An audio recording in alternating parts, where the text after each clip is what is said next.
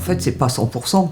C'est uniquement 100% des logements accessibles neufs qui sont en rez-de-chaussée ou qui sont desservis par ascenseur. Au fait, ça fait 40% de la production de logements neufs.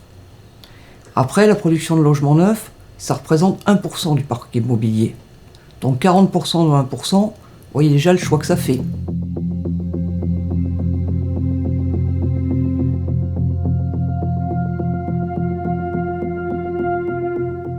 Alors la loi Elan, ça change quoi ?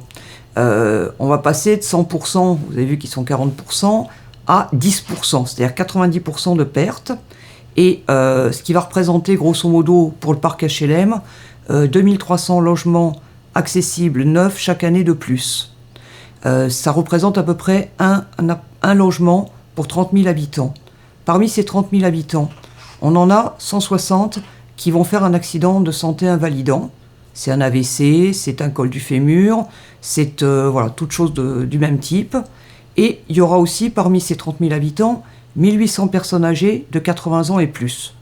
Et puis, il y en aura 1500 qui vont se retrouver en situation de paraplégie en fauteuil roulant. Tout ça pour un appartement construit.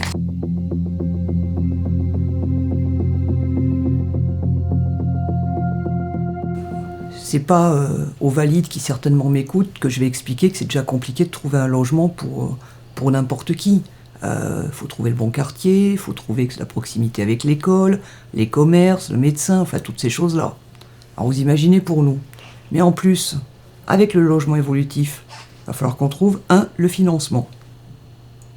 Financement, aujourd'hui, c'est entre 6 mois et 1 an minimum pour obtenir les financements pour l'aménagement du logement. Si on les obtient. Mais après, il va falloir faire les travaux. Et pendant ce temps-là, on fait quoi, nous ? On fait quoi ? Vous imaginez, vous, en tant que valide, rester pendant plusieurs mois, enfermé chez quelqu'un, à la rue, ou sans solution ? C'est de l'assignation à résidence, ni plus ni moins. Et en plus, parlons de la vie sociale, puisque on nous parle beaucoup d'inclusion, à nous, les personnes en situation de handicap. Mais l'inclusion, c'est avoir des amis, c'est avoir un travail, c'est pouvoir aller dîner chez ses amis. Les amis, s'ils ont un logement inaccessible, on n'ira pas dîner chez eux. La grand-mère, à qui on avait envie de rendre visite, c'est pareil. Si son logement n'est pas accessible, on ne lui rendra pas visite.